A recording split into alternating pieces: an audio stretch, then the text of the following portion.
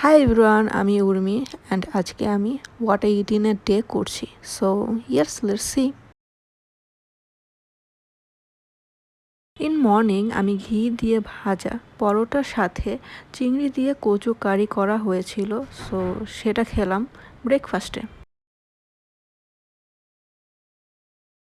Afternoon ছিল white rice, chicken curry, শুটকি ভাজা আর ডাল। সো লাঞ্চে এগুলো দিয়ে খেলাম। শুটকি ভাজা আমার খুব পছন্দ, অনেক মজা করে খাই। আম্মু অনেক ইয়াম্মি করে রান্না করে। আর চিকেন কারি আলু দিয়ে ঝোল করে রান্না করলে অনেক মজা হয়।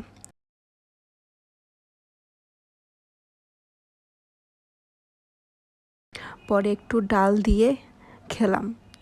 জলপাই দিয়ে টক ডাল করেছিল। জলপাই দিয়ে বা কোনো টক জাতীয় দিয়ে ডাল করলে ডাল অনেক মজা লাগে।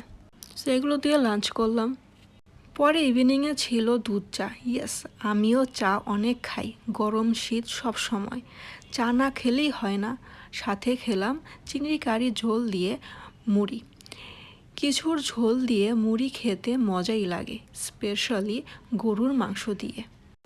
ডিনারে রুটির সাথে চিকেন কারি দিয়ে খেলাম। ডিনার একদম হালকা রাখা ট্রাই করি, মাঝে মাঝে হেভি করি।